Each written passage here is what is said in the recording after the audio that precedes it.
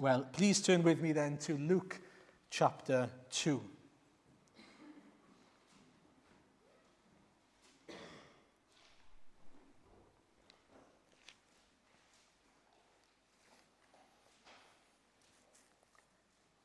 And we're going to read verses 22 to 40. Oh, it might be 21, sorry. 21.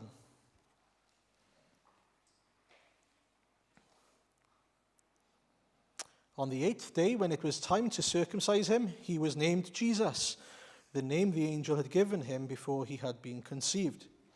When the time of their purification according to the law of Moses had been completed, Joseph and Mary took him to Jerusalem to present him to the Lord, as it is written in the law of the Lord.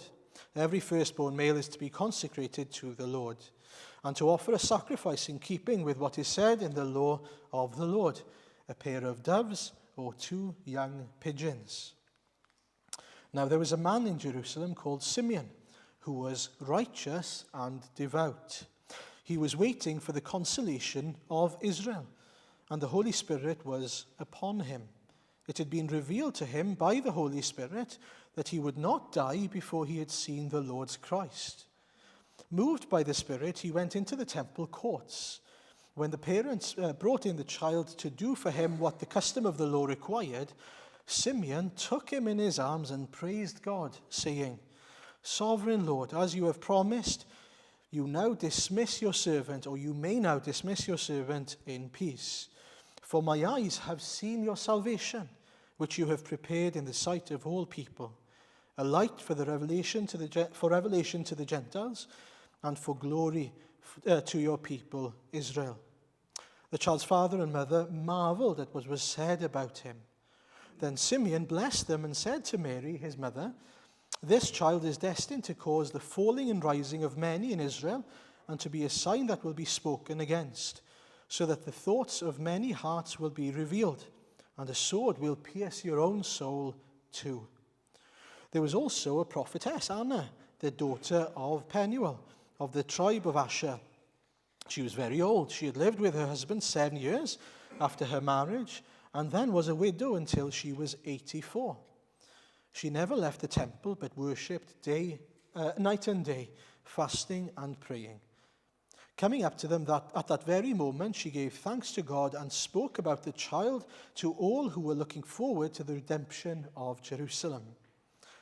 When Joseph and Mary had done everything required by the law of the Lord, they returned to Galilee, to their own town of Nazareth. And the child grew and became strong. He was filled with wisdom, and the grace of God was upon him. Amen. Okay, well, for those of you who haven't noticed perhaps, or who have missed the morning services in particular, for the next couple of weeks, we are looking at different characters of the Christmas story, if you like, the nativity story. And so tonight we were going to look at Simeon and Anna, but when I was preparing, I'll be honest with you, there was too much there. So we're going to look at Simeon this week, and then Simeon part 2 next week, and Anna next week as well. So it's going to be a 2-parter, but I'm sure that'll work out okay. But before then, you'll notice that Luke sets the scene for us. So it's been 40 days since Jesus was born.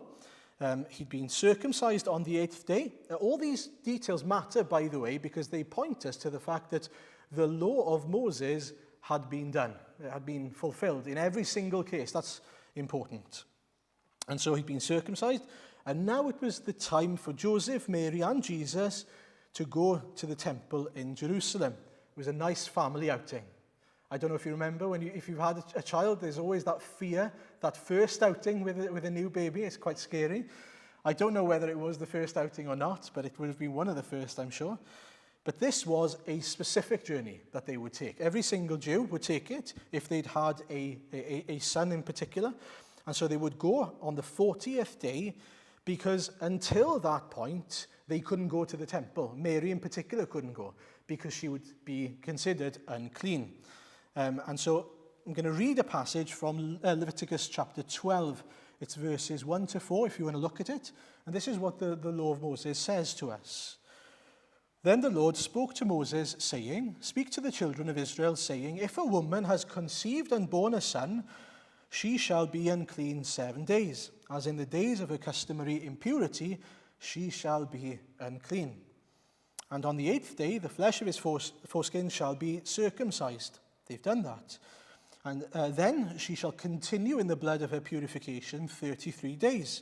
She shall not touch any holy thing, nor come into the sanctuary until the days of her purification are completed. And so that needed to be done in accordance with the law of Moses. That was done. Check the list. And so after that, they would now come to the temple and they would do two things. They would consecrate, or they would present the child, Jesus then, and they would also offer a sacrifice. Now, one thing I love in the passage is that we see these two doves being sacrificed. Two turtle doves, I like to imagine. Luke forgot to mention the partridge in a pear tree, but there we are. That must not be as significant as the doves, but they are significant. The two doves are the poor man's options, first of all. In this case, it tells us that Joseph and Mary were poor, not rich. But also, they had a point. They had a purpose in sacrificing these two doves. So the point of the sacrifice was that one was given as a burnt offering and the other as a sin offering. And so a burnt offering was mostly voluntary. It was given when people wanted to give a sacrifice. And it was to symbolize a complete giving of something as a fragrant offering to God. Okay, a voluntary gift offering that is significant and pleasing to the Lord. At times it was also used, the burnt offering was also used as a means of atonement. But then the sin offering was more of a sort of a legal sacrifice given that God often said needed to be given to deal with sort of the official sin of the people. And so again, an atonement offering acknowledging impurity and sin and the need for it to be dealt with. I just think it's a beautiful picture that Joseph and Mary are bringing two doves, but in the shadow of these two doves, you've got the Lord Jesus himself, the true burnt offering and sin offering that was to be given. Isn't that amazing that they are given these things which the law is pointing us to? They are pointing us to Jesus himself.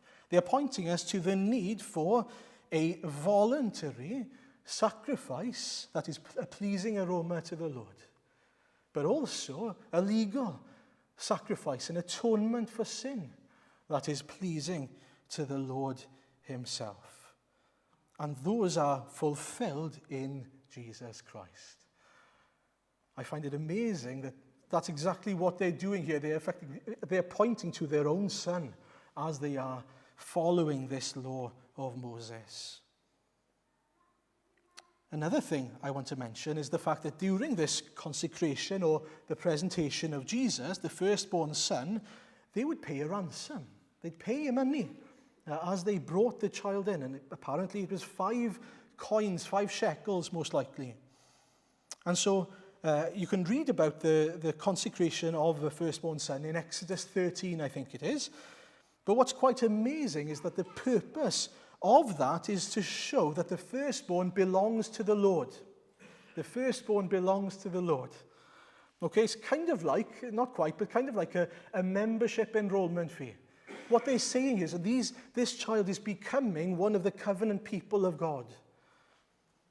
But what's quite amazing about that, when you think about it, is that the one who is of the Lord, the true child of God, became a covenant child of God.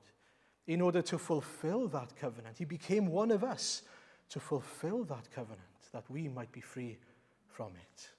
Isn't that amazing that he was willing to come under the law to free us from the law?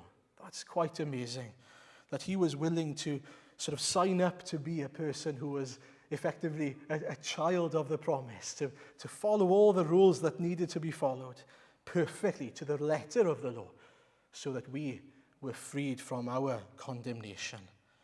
Praise the Lord that he was faithful to the end, that he fulfilled every single covenant promise, covenant demand, of the law, just as he promised he would do, to redeem us And so, in a way, he was redeemed so that we would be redeemed. How amazing. And so, as you see, that's the point then, that's the backdrop to the story.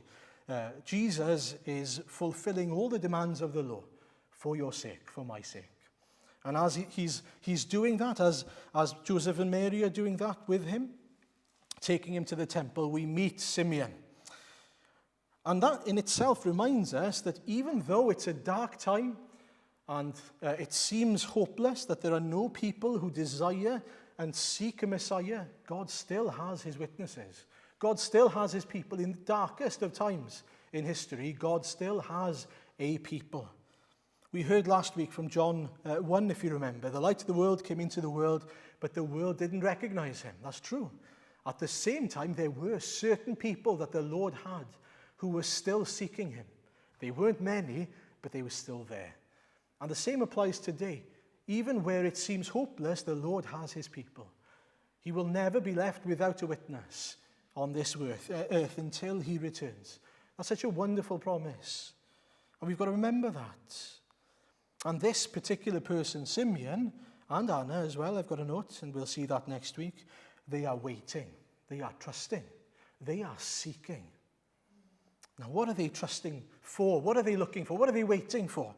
For the consolation of Israel. Now, as we look at Simeon, what do we know about him? It's very much a case of, we are given on a need-to-know basis here what Simeon is all about. Two things it tells us about his character. I've got to say, I was really challenged by this when I was preparing. And I'm praying in grace that you be challenged as well. Imagine that the two words used about you are righteous and devout. Righteous and devout. Two words to describe a person. How wonderful is that? Now, that doesn't mean that he's perfect. He is a sinner like you and me. But the things that he is marked by is the righteousness and devout nature of his character. Now, what does that actually mean? Well, what it means is that he's upright. Not that he has a righteousness like the righteousness of Jesus, but that he has an upright nature. He believes in and he follows the word of God to the best of his ability. And when he falls short, he repents and he comes back. That's what it means, that he follows the word of the Lord. And the fact that he's devout tells us that he doesn't do it by halves. It's not a hobby to him. He's serious about his faith. He is serious about the Lord Jesus. His life revolves around Jesus Christ. All he wants to do is see Jesus. All he wants to do is see Jesus and die, in fact. Now think about that. All he cares about, his entire life revolves around the Lord Jesus. And I think that's a great example to us and a great challenge for us. I would love it if at the end of my life people said about me, he was upright and he was devout. He cared, he was faithful to the word of God, and you could tell that he loved the Lord because he gave his all for the sake of Jesus.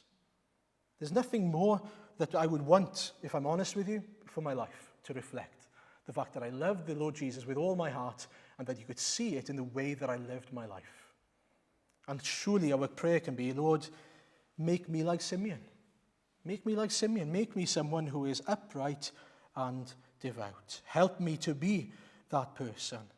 And the reason why we ask the Lord is because it's the Lord that enables him to do it.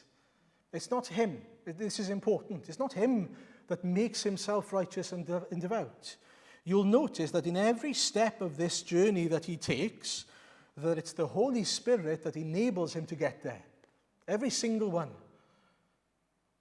And so he is marked, yes, by a godly character, but that happens because he's being faithful, led by the Holy Spirit. Now, we still need to be faithful in listening to the Spirit and obeying the Spirit, but it's the Spirit that guides. And so you'll notice there are some important key phrases given to us in this reading that tell us that it's the Spirit's work. It was the Spirit that had told him that he was not going to die before he would see the Messiah. Now, he needed to do something with that information, didn't he?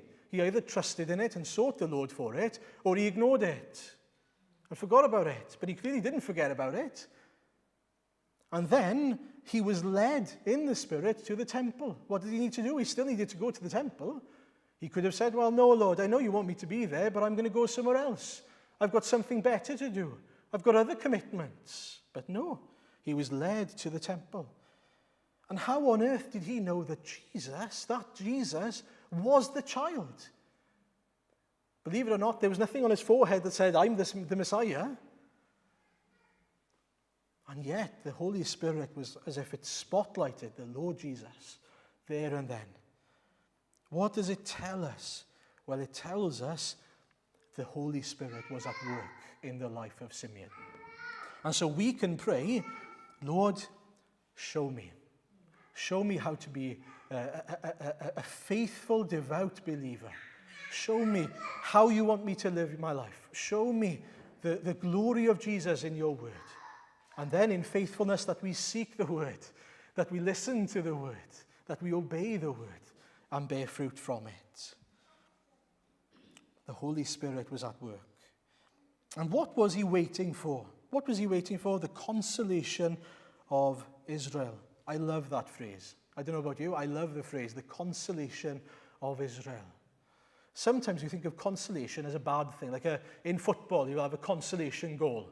It's a little bit like at the end of the game, the team who's losing by a lot will get one goal, but they don't really feel better. It's a consolation goal. That's not the type of consolation we've got here. This is the consolation of a mother who picks up a crying child and soothes that child, comforts that child, brings joy to that child. That's what we've got here, is that person who can bring peace, who can bring comfort and say, don't worry, I'm here, it's okay. That's what Israel were waiting for. That's what Simeon was waiting for.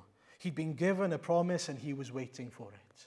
You see, we can read all the way to the book of Malachi in the Old Testament, and I don't know about you, but sometimes I feel like, why haven't they just given up? Because they're doing a terrible job.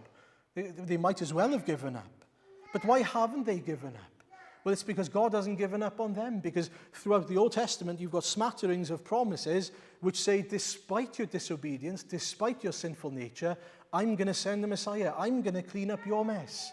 I'm going to send someone to redeem you, to save you, to heal you. And that's why they didn't give up. That's why Simeon was waiting, because Jesus had promised.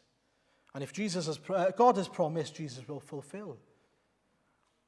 And so he was waiting and waiting. What an act of faith to wait on the Lord and to trust that it would come. And I can imagine that every day it would get harder and easier at the same time, because it's another day that the promise hasn't been fulfilled, but it's another day closer, surely, to the promise being fulfilled. It's a little bit like today when we're waiting for the Lord's return. It's another day where we have to wait and he still hasn't come back, but it's another day closer nonetheless, isn't it? When you think about that, it's a wonderful thing. But what's the Lord teaching us? What was the Lord teaching Simeon? Well, to rely on him, to trust in him, to keep on trusting in him. He's given him a promise. Will you continue to seek me? When he woke up in the morning, what was he saying? Lord, could this be the day? If it is your will, could this be the day? Could today be the day that you send your Messiah? When we're faced with certain trials and circumstances that are beyond our control, what does it do? Well, it takes us to the Lord in prayer. When we think about our loved ones who are not yet saved, where does it take us? To the Lord in dependency and prayer. Lord, could this be the day that salvation comes to his house, her house? When I'm faced with financial difficulties, where does it take us? To the Lord in prayer and dependency on him. And he provides when we need it. When we struggle to see why God has put us in that particularly difficult situation at that particularly difficult time, where does it take us? To the Lord in prayer. Because we know that he is the answer to all things. He has the answer to all things. But what we're doing is we're saying, Father, you know best. Have your way.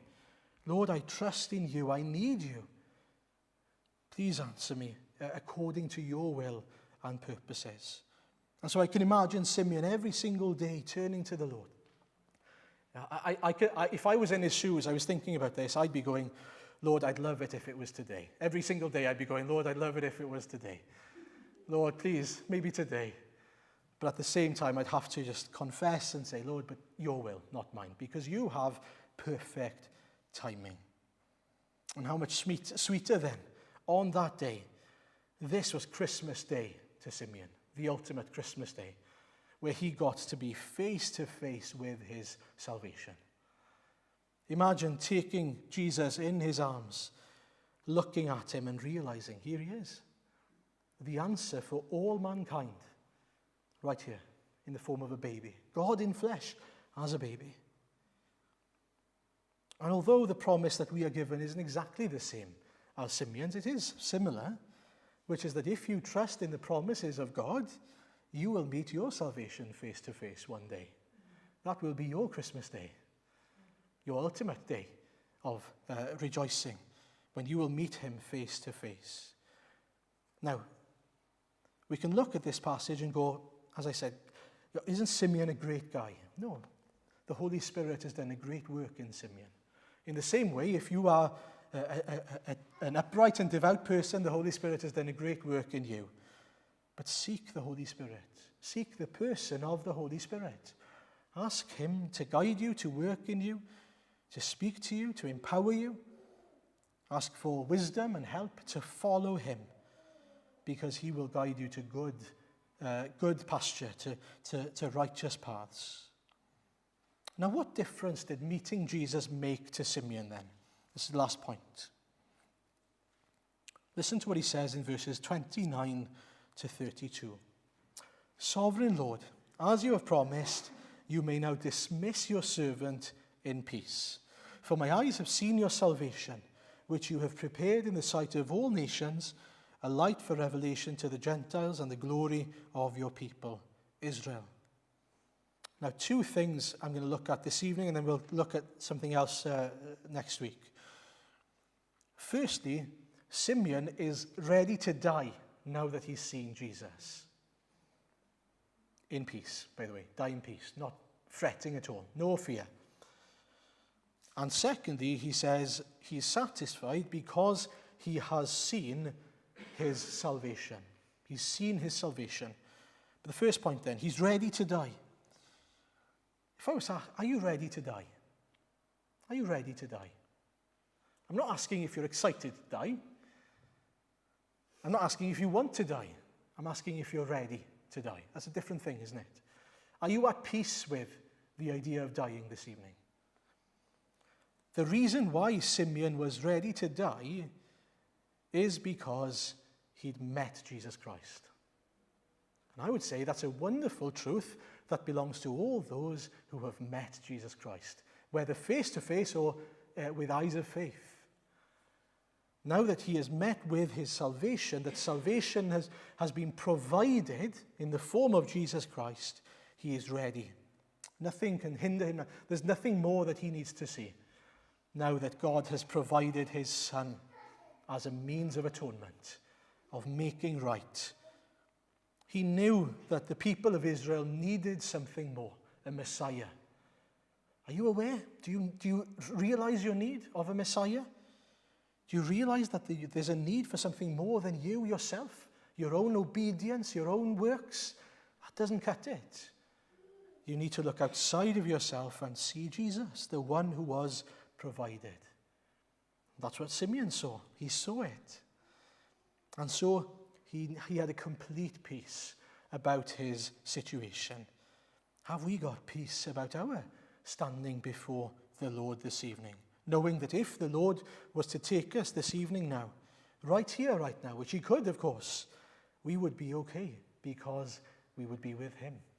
That's the wonderful salvation that he has provided. I was thinking about Revelation 14 this week, and if you remember there, it talks a bit about the Lamb and his 144,000 followers, the figurative 144,000, if you ask me, followers there, and they're living life among people who don't worship God, among the worshippers of the beast. And this is what's said about life for the people of God among those people. verse 12 of Revelation 14. This calls for patient endurance on the part of the people of God who keep his commands and remain faithful to Jesus. Then I heard a voice from heaven say, "Write this, blessed are the dead who die in the Lord from now on. Yes, says the Spirit, they will rest from their labor, for their deeds will follow them." Wonderful words. Wonderful words of comfort which remind us, as we remain faithful now, we will rest when the Lord takes us home. Blessed are the dead who die in the Lord. If you were to die this evening, would you die in the Lord? Make sure that you know the answer to that question at the very least before you leave those doors. Simeon knew the answer. He had not only come to peace, but perhaps one of the most wonderful things he says here is that he's seen his salvation. He's seen his salvation. What on earth does that mean? Glyn mentioned the saying last week, see Naples and then die. Now, as nonsensical, no offense, Glyn, as nonsensical as that is, I think he'd agree with me, the perfectly logical thing to say is, see Jesus and then die. Because once you've seen Jesus, you've seen everything. If you haven't seen him, you've seen nothing yet. Now, let's be reminded, first of all, that the world has nothing to give us compared to Jesus Christ. Nothing. And it's important to remember that. It's not that, we can have this full life and Jesus is that last missing piece of the puzzle. Jesus is the whole puzzle. If you take Jesus out, you've got nothing. So Jesus is our everything. It's not that he fits in and everything else matters as well and then he just tops everything. He's the icing on the cake. No, he's everything. Now, is he your everything? For Simeon, unless he'd seen Jesus, he wouldn't be satisfied to die. Now that he'd seen him, he was satisfied. I hope you get the point. It's all or nothing.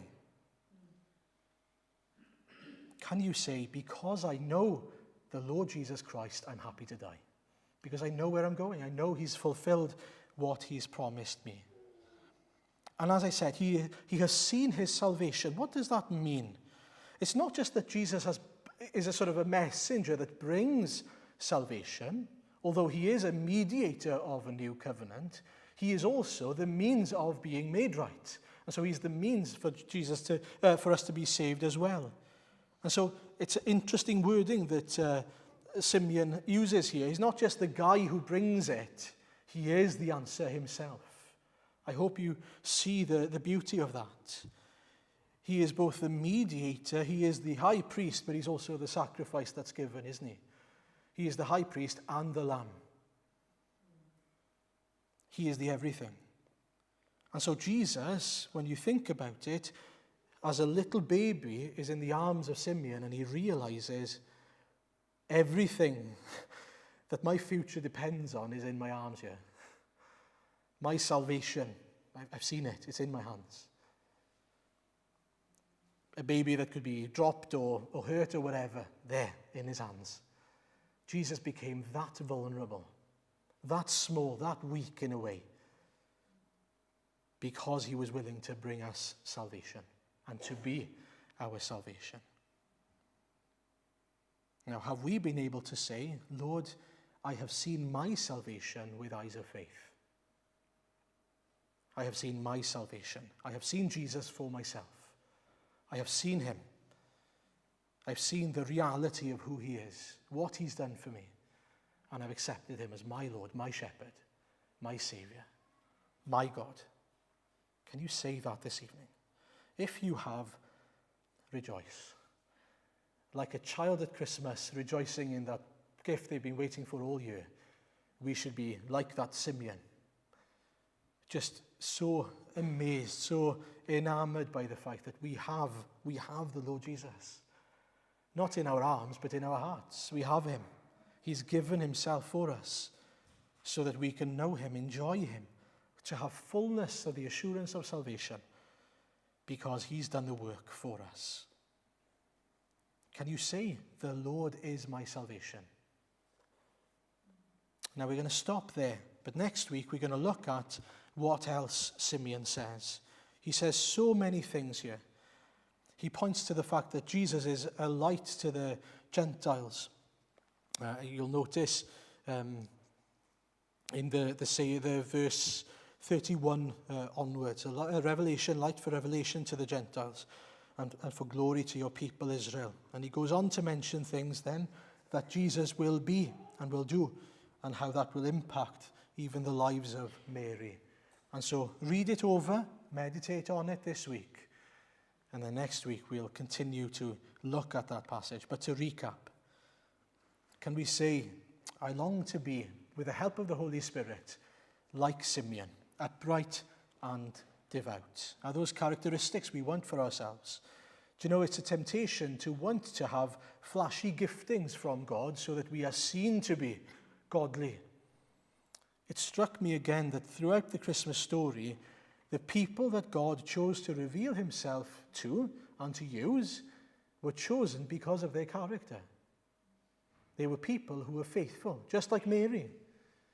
She just said, I'm your maidservant, do as you will. Joseph was honorable in wanting to do the right thing. All of them were people who took God's word seriously and just followed it. It's not as difficult as we make it out to be sometimes. It's not easy, but it's not complicated. We need the help of the Spirit. Secondly, are we waiting on the promises of God? Do we see that just as Simeon was being taught to obey, to trust and wait on the Lord, we are also being taught to trust in the Lord, wait on the Lord. There are circumstances in life, there are times in our lives where God will put us in difficult situations where we have to wait on him and trust in him. And we don't know how we're going to get out of that situation. It's beyond us. What it teaches us is how small, how insignificant, how weak, how powerless we are, but how mighty, how powerful, how sovereign he is. It struck me, what's the first thing in his prayer, Simeon's prayer here as he praises God? Sovereign Lord. Sovereign Lord. Sovereign Lord. He's waited and the Lord has shown his sovereignty. Isn't it wonderful that we can turn then and praise the Lord and say, Sovereign Lord, as you promised, you have delivered. Thank you. And so keep on trusting. Whatever those difficult circumstances are in your lives, however the Lord is teaching you obedience, continue to wait on him. Continue to lean on him. Even if it is those big things like the return of Jesus, keep on waiting. And that doesn't just mean, I'll forget about it until he comes, but that daily we are seeking him for these things and saying, Lord, I long for your return. Lord, I long for you to answer my prayers. I long for you to meet my needs. But Lord, your will, not mine. Lastly, praise the Lord for a peace that is beyond the grave. That we can say, I have met my salvation. He is mine and I am his. I live for him. I have everything I need in Jesus Christ. You see, this Christmas, you might have a terrible Christmas. In terms of the festivities, in terms of all the gatherings. I don't know about you, I often feel, I shouldn't say this because it's being streamed, but there we are, I do. I feel the anxieties of meeting together, the expectations that there are on families, and often they can become a mess. People can argue and it can all go wrong. But at the same time, Christmas can't go wrong if you have Jesus. If you can adore, worship, and praise the reason why we are here. The reason why we've been redeemed, Jesus himself. Amen.